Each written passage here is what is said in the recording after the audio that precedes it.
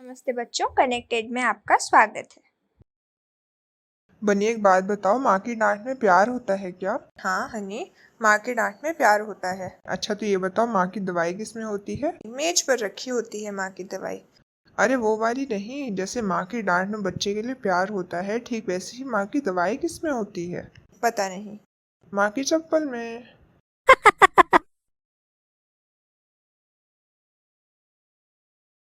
बच्चों, आज हम पढ़ेंगे गर्माती धरती ग्रीन हाउस प्रभाव अध्याय को और सीखेंगे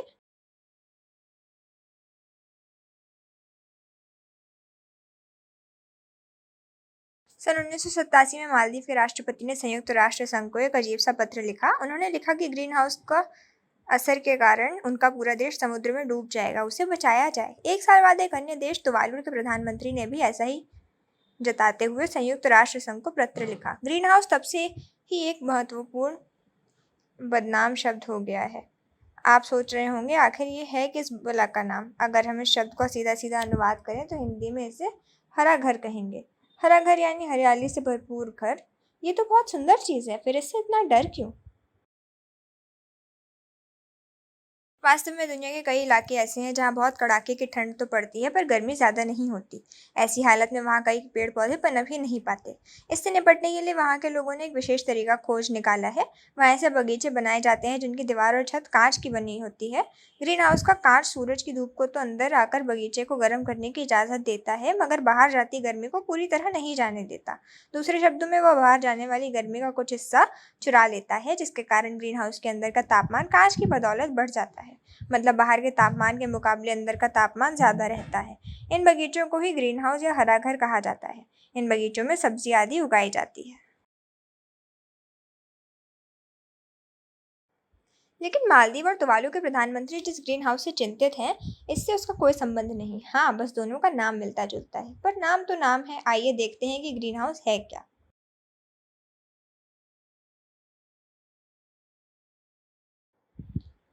जब दिन में सूरज की किरणें धरती पर पड़ती हैं तो वह धीरे धीरे गर्म होने लगती है। धरती कितनी गर्म होगी ये दिन की लंबाई पर निर्भर करता है। जितना लंबा दिन होगा धरती गर्म होने के लिए उतना ही ज़्यादा समय मिल जाएगा। यदि दिन छोटा होगा सूरज की किरण कम समय के लिए धरती पर पड़ेंगी। दूसरी बात यह है कि धरती के जिन इलाकों पर सूरज की किरणें सीधी पड़ती हैं वे ज़्यादा गर्म होते हैं। जहाँ सूरज की किरणें तिरछी पड़ती हैं वे इलाके कम गर्म होते हैं। सूरज से आती हुई जो किरणें हमें दिखाई देती हैं वे वास्तव में प्रकाश की किरणें होती हैं, लेकिन इन किरणों के साथ साथ गर्माहट पैदा करने वाली किरणें भी होती हैं जो हमें दिखाई नहीं देती।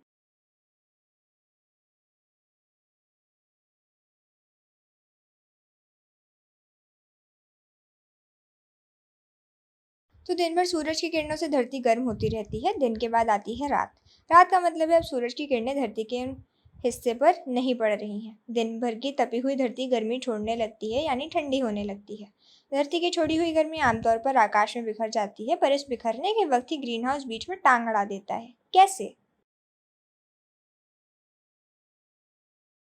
यदि धरती के आसपास वायुमंडल ना होता तो धरती द्वारा छोड़ी गई गर्मी की ये किरणें सीधी आकाश में चली जाती, लेकिन हमारी धरती के पास वायुमंडल यानी हवा का घेरा है।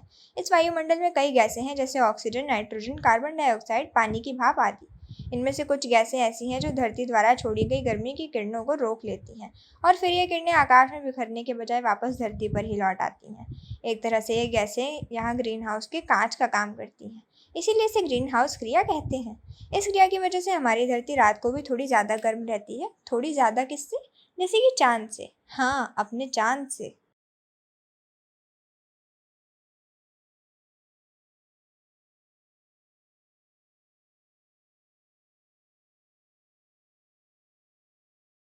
क्या आपको पता है कि चांद पर कोई वायुमंडल नहीं है? और क्या आपको मालूम है कि चांद पर गर्मी सर्दी क्या हाल है? हालत यह है कि चांद पर जब सूरज की किरणें पड़ती हैं तो वहाँ का तापमान 100 सेंटीग्रेड हो जाता है, यानी पानी उबलने जितना। और जब रात होती है तो चांद पर तापमान शून्य से 150 सेंटीग्रेड नीचे चला जाता है। इसका एक कारण तो यह है कि चांद पर दिन रात 4-4 सप्ताह के होते हैं, यानी वहाँ लगातार 4 सप्ताह तक प्रकाश रहता है और फिर लगातार 4 सप्ताह तक अंधेरा। वैसे चांद का औसत तापमान 180 सेंटीग्रेड है। इतना कम तापमान इसलिए है क्योंकि चांद पर वायुमंडल जैसी कोई चीज़ नहीं है।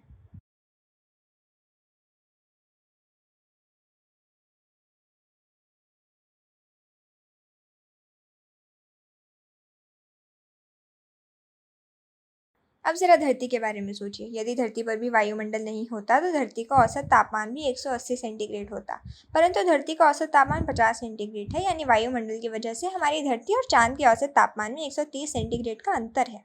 दूसरे शब्दों में यह अंतर ग्रीन हाउस असर के कारण है। ग्रीन हाउस असर के कारण ही हमारी धरती ना तो बहुत गर्म होती है और ना बहुत ठंडी।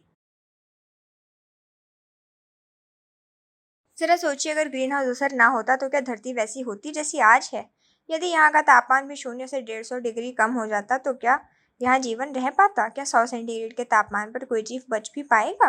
ये पृथ्वी हरी भरी है, जीव जंतु यहाँ उछल कूद मचाए रहते हैं, हम यहाँ रहते हैं। यदि ग्रीन हाउस क्रिया ना हो तो सबकी या तो कुल्फी जम जाएगी या फिर हम भाप बनकर उड़ जाएंगे। तो फिर क्यों लोग ग्रीन हाउस को कोस रहे हैं, भला बुरा कह रहे हैं? कुछ ना कुछ तो कारण जरूर होगा। वह कारण क्या है?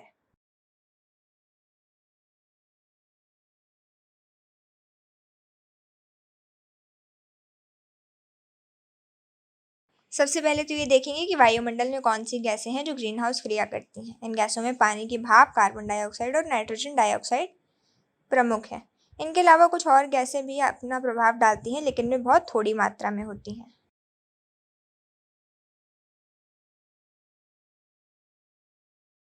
बदलता मौसम। अब किसी भी चीज़ की अति तो अच्छी नहीं होती। माना कि गाजर खाना सेहत के लिए अच्छा है, पर ये कहाँ की बात हुई कि गाजर खा खाकर हाजमा ही खराब कर लिया जाए। इसी तरह यदि ग्रीन हाउस प्रभाव भी ज़रूरत से ज़्यादा होने लगे तो क्या होगा? ये तो हम देख ही चुके हैं कि ग्रीन हाउस प्रभाव के कारण ही धरती की सारी गर्मी आकाश में नहीं बिखर पाती और थोड़ी गर्मी धरती पर वापस पहुंच जाती है। अब यदि ग्रीन हाउस प्रभाव ज़्यादा होने लगे तो ज़्यादा गर्मी धरती पर वापस पहुंचने लगेगी। इससे धरती का तापमान और बढ़ जाएगा। बस यही पेच है। वैज्ञानिकों का कहना है कि आजकल ग्रीन हाउस प्रभाव कुछ ज़्यादा ही होने लगा है, इसलिए धरती पहले की अपेक्षा थोड़ी ज़्यादा गर्म रहने लगी है।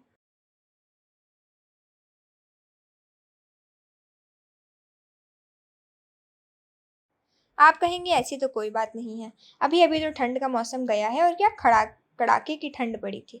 रजाई में दुबक कर सोना पड़ता था। कहाँ है ज़्यादा गर्मी? लेकिन वैज्ञानिकों का कहना है कि ये ठंडी गर्मी तो अपनी जगह चलती रहती है, लेकिन धरती का औसत तापमान साल दर साल बढ़ता जा रहा है। दूसरे शब्दों में वैज्ञानिकों का कहना है कि मोटे तौर पर हर साल पिछले साल के मुकाबले ज़्यादा गर्म होगा। या ये कहना ज़्यादा ठीक होगा कि हर दशक यानी 10 साल की अवधि पिछले दशक से औसत रूप से ज़्यादा गर्म होता जा रहा है। वैज्ञानिकों ने तो ये भी नाप लिया है कि एक दशक में औसतन तापमान कितना बढ़ रहा है। उसके हिसाब से प्रति दशक धरती का औसत तापमान 0.2 सेंटीग्रेड से 0.5 सेंटीग्रेड की रफ्तार से बढ़ रहा है। मतलब धरती का तापमान अगले 100 सालों में 20 सेंटीग्रेड से 50 सेंटीग्रेड तक बढ़ जाएगा। ऐसा लगता है कि वैज्ञानिक लोग तिल का ताड़ बनाने में माहिर हैं। अरे 1-2 डिग्री बढ़ने से क्या होता है? परंतु ठंडे दिमाग से सोचने पर लगा कि वास्तव में बात छोटी नहीं है। तापमान बढ़ने के क्या प्रभाव होंगे? जैसे ये तो आपको पता ही होगा कि गर्मी पाकर चीज़ें फैलती हैं। वैज्ञानिकों को डर है कि समुद्र का तापमान बढ़ने से वहाँ का पानी फैलेगा और आसपास की ज़मीन समुद्र में डूब जाएगी। उनका अंदाज़ा है कि हर 10 साल में समुद्र की सतह 5 सेंटीमीटर से लेकर 24 सेंटीमीटर तक ऊपर उठ सकती है। मतलब 100 सालों में ये उठाव 50 सेंटीमीटर से लेकर 2.5 मीटर तक हो सकता है। अब आप समझ सकते हैं कि मालदीव के राष्ट्रपति और तुवालू के प्रधानमंत्री क्यों परेशान हो रहे हैं। उनके देश तो पूरे के पूरे टापू हैं। इन टापुओं की अधिकतर ज़मीन समुद्र सतह से 1 से 3 मीटर की ऊंचाई पर है। अब यदि समुद्र 2.5 मीटर ऊपर उठ गया तो ये बेचारे देश तो समुद्र में समा जाएंगे।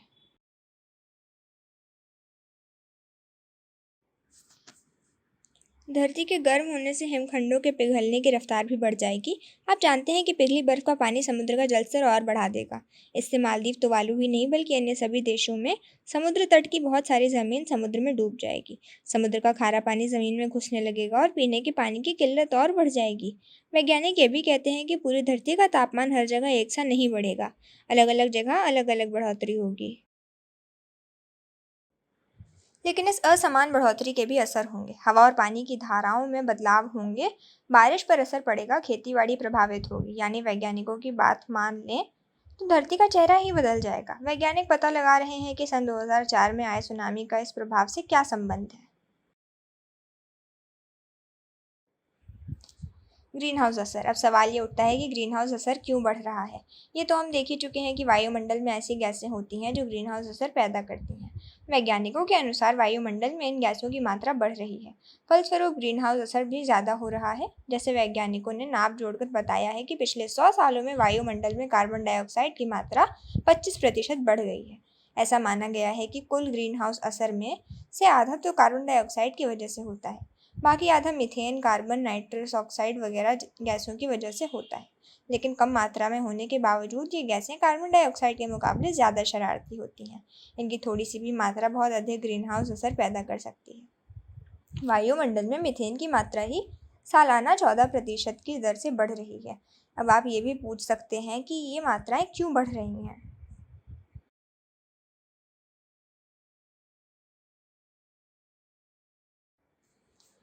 कार्बन डाइऑक्साइड की मात्रा में होने वाली बढ़ोतरी तो समझना आसान है। कोई भी चीज़ जब जलती है तो कार्बन डाइऑक्साइड पैदा होती है। यदि खाना पकाने के लिए लकड़ी, कोयला, कंडे, मिट्टी का तेल, गैस आदि ज़्यादा मात्रा में जलाई जाए तो कार्बन डाइऑक्साइड की मात्रा बढ़ेगी। फिर डीजल, पेट्रोल आदि का उपयोग भी बढ़ता ही जा रहा है। इससे भी कार्बन डाइऑक्साइड की मात्रा बढ़ती जा रही है। जीव जंतुओं के सांस लेते समय भी कार्बन डाइऑक्साइड की मात्रा बढ़ती जा रही है।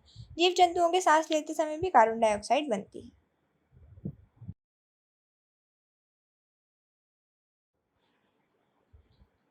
इस संबंध में एक और मजे की बात है, पेड़ पौधे कार्बन डाइऑक्साइड और पानी को जोड़कर शक्कर, मंड, सेल्यूलोज आदि बनाकर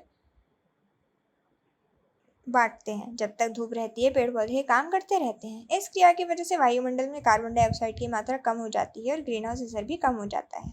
जब जंगल कटने की वजह से पेड़ कम होते जा रहे हैं, इसलिए कार्बन डाइऑक्साइड की मात्रा कम करने वाली क्रिया भी कमजोर पड़ती जा रही है। वैसे तो कार्बन डाइऑक्साइड की मात्रा बढ़ने का दोहरा असर होता है। जब कार्बन डाइऑक्साइड की मात्रा बढ़ती है तो ग्रीन हाउस असर की वजह से धरती का तापमान बढ़ जाता है। धरती का तापमान बढ़ने से पेड़ पौधे और जीव जंतुओं के सांस लेने की दर बढ़ जाती है। सांस लेने की इस प्रक्रिया में कार्बन डाइऑक्साइड पैदा होती है।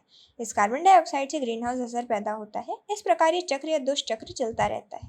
धरती का तापमान बढ़ने से ज़्यादा पानी भाप बन जाता है। ये भाप भी ग्रीन हाउस असर दिखाती है। इसलिए भाप की मात्रा बढ़ाने पर धरती का तापमान बढ़ता है। तापमान बढ़ने से भाप की मात्रा और बढ़ जाती है।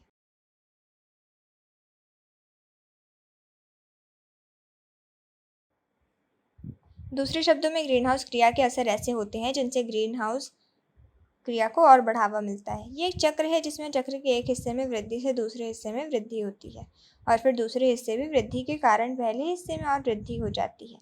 इस प्रकार से दोनों हिस्से लगातार बढ़ते जाते हैं। मीथेन नामक गैस भी ग्रीन हाउस असर पैदा करती है। मीथेन गैस चीजों के सड़ने से पैदा होती है। ये कहा जा सकता है कि कार्बन डाइऑक्साइड और मीथेन गैसें तो प्राकृतिक क्रियाओं द्वारा पैदा होती हैं। अतः यदि इन प्राकृतिक क्रियाओं का संतुलन बना रहे तो इन गैसों की मात्रा एक हद से ज़्यादा नहीं बढ़ पाएगी। यानी जितनी गैस पैदा हो उसका उपयोग भी प्रकृति में हो जाए तो मुश्किल नहीं होगा। जैसे चीज़ों के जलने और जीव जंतुओं के सांस लेने से बनी कार्बन डाइऑक्साइड का उपयोग पौधे कर लें तो बात बराबर हो जाएगी। लेकिन संतुलन बिगड़ा कि गड़बड़ी हुई।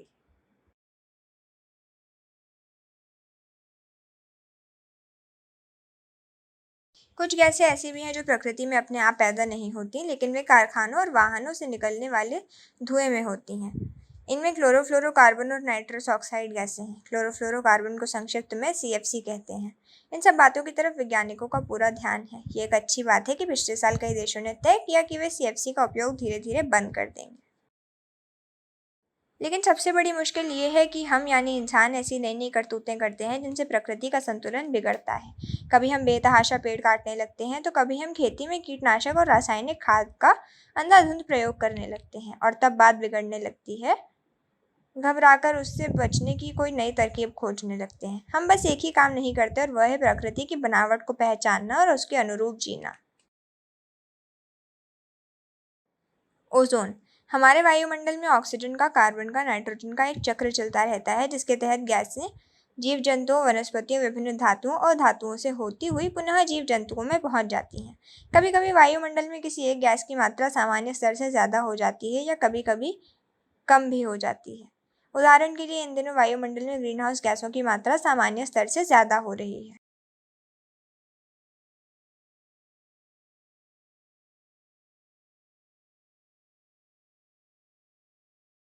ओजोन वायुमंडल के समताप मंडल नामक हिस्से में बहुतायत में पाई जाती है। वैसे तो हमारे वायुमंडल में ओजोन की कुल मात्रा का 95% समताप समताप मंडल में ही पाया जाता है। ऐसा नहीं है कि समताप मंडल में सिर्फ ओजोन ही पाई जाती है, अन्य गैसें भी होती हैं इस इलाके में।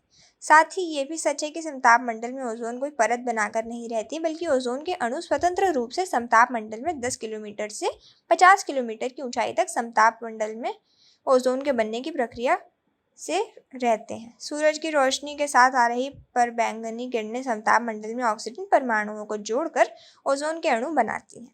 दरअसल होता यह है कि सूर्य प्रकाश के साथ आ रही विभिन्न तरंगे लंबाई की पराबैंगनी किरणों से वे किरणें हैं जिनकी तरंग की लंबाई 118 से 242 नैनोमीटर तक है। 2 परमाणु वाली ऑक्सीजन को जोड़कर 3 परमाणु वाली ओजोन बनाती है।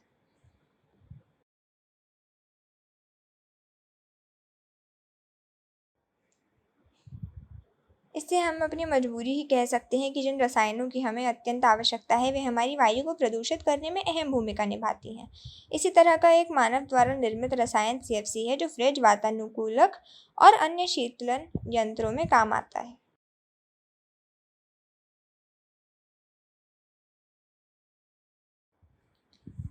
समताप मंडल में ओजोन की मात्रा में कमी होने के कई कारण बताए गए हैं, जिनमें से एक प्रमुख कारण सीएफसी नामक रसायन के अत्यधिक उपयोग से जुड़ा है।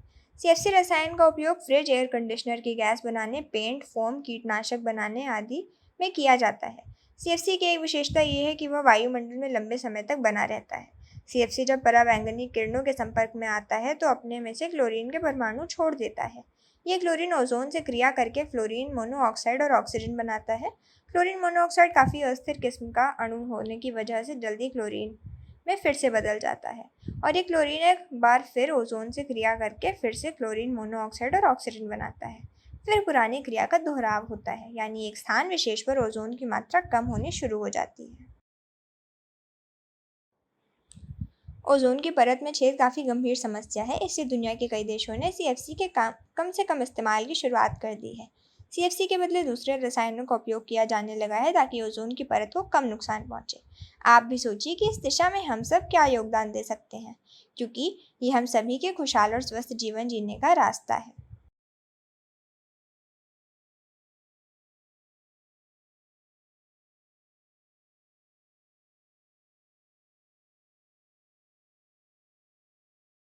पाठ से संबंधित कुछ प्रश्न।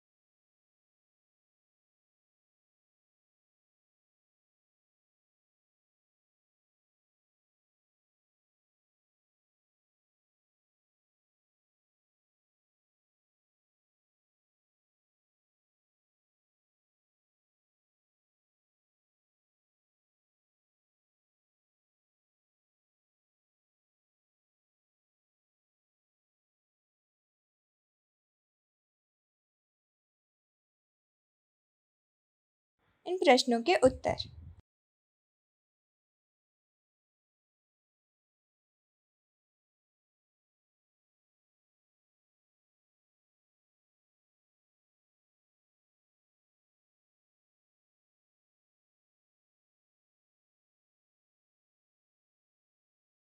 तो बच्चों, ये था हमारा आज का पाठ।